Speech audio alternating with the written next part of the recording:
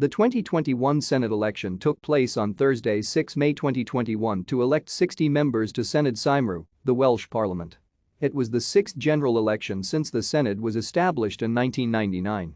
The election was held alongside the UK local elections, London Assembly election, and Scottish Parliament election. It was the first election in which 16 and 17-year-olds and legally resident foreign nationals are allowed to vote in Wales, the largest extension of the franchise in Wales since 1969. Both changes were a result of the Senedd and Elections Act 2020. 5 parties had members of the Senedd elected at the last election: Welsh Labour, the Welsh Conservatives, Plaid Cymru, the UK Independence Party, and the Welsh Liberal Democrats. 7 political parties are currently represented in the Senedd.